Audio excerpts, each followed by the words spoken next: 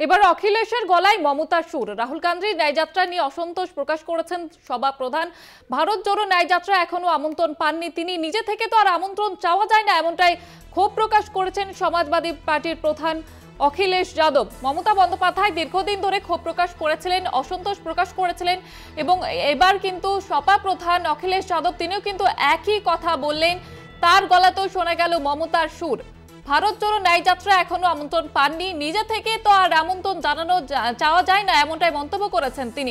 এর আগে তৃণমূল সুপ্রিমো মমতা বন্দ্যোপাধ্যায় তিনি কিন্তু বারবার অসন্তোষ প্রকাশ করেছেন এবং এবার সমাজবাদী পার্টির প্রধান অখিলেশ যাদব তিনিও কিন্তু একই কথা বলছেন।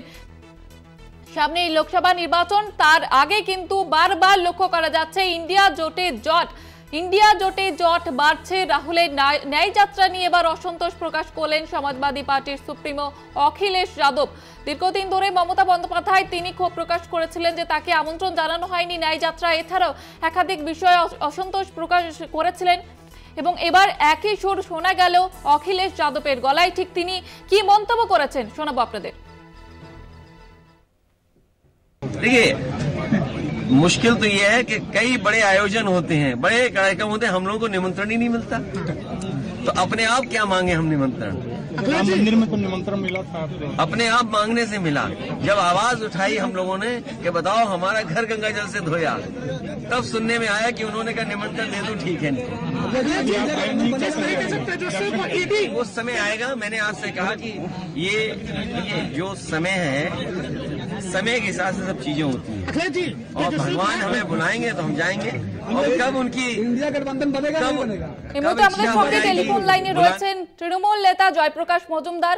আপনাকে স্বাগত জানাবো কলকাতা টিভিতে। যেটা জানতে চাইবো আপনার কাছে যে এবার কিন্তু অখিলেশ যাদব তিনিও কিন্তু তার গলাতেও শোনা গেল মমতার সুর, কি বলবেন এই বিষয়ে?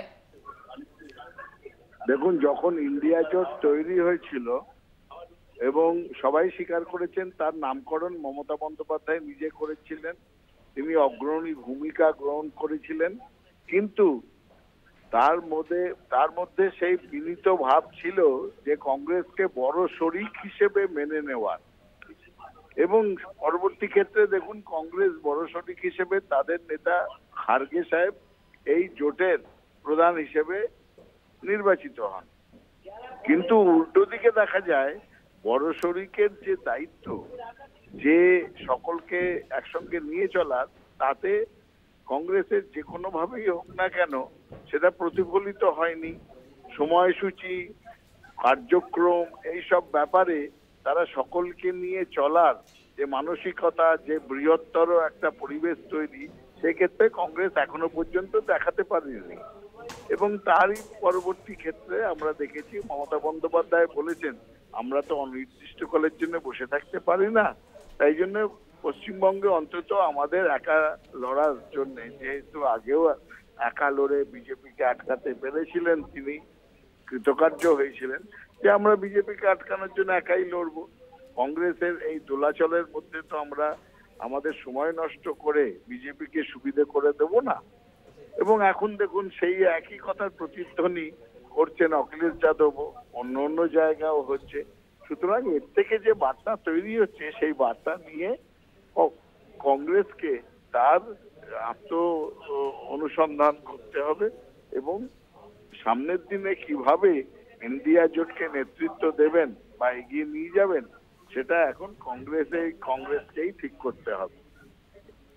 ধন্যবাদ আপনাকে। আমাদের সঙ্গে ছিলেন তৃণমূল নেতা জয়প্রকাশ মজুমদার। তিনিও কিন্তু আবারও কংগ্রেসের বিরুদ্ধে ক্ষোভ উগরে দিলেন। যেমনটা মমতা বন্দ্যোপাধ্যায় দীর্ঘদিন ধরে অভিযোগ তুলছিলেন যে আঞ্চলিক দলগুলিকে গুরুত্ব দিচ্ছে না কংগ্রেস, এবার অখিলেশ যাদব সমাজবাদী পার্টির সুপ্রিমো অখিলেশ যাদব তিনিও কিন্তু একই সুর তার গলাতেও শোনা গেল এবং তিনিও যেটা দাবি করছেন যে আঞ্চলিক দলগুলিকে গুরুত্ব দেওয়া হচ্ছে না, কংগ্রেসের বিরুদ্ধে তিনি অভিযোগ তুলছেন।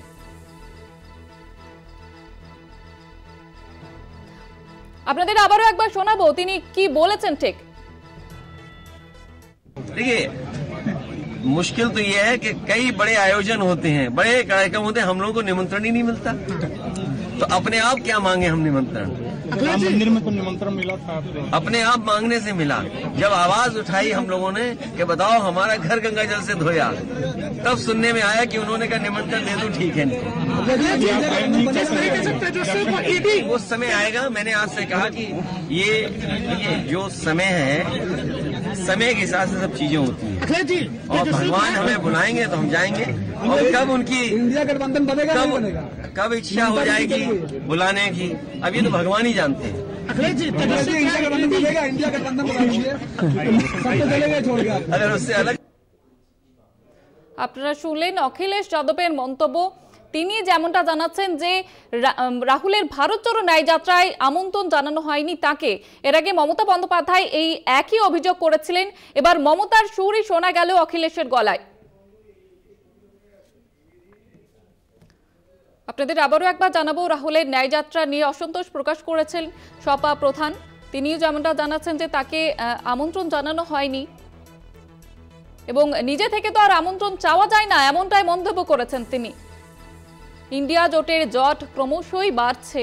মমতা বন্দ্যোপাধ্যায় তিনি বারবার এর আগে অসন্তোষ প্রকাশ করেছেন এবং তার গলারই সুর এবার শোনা গেল অখিলেশের গলায়।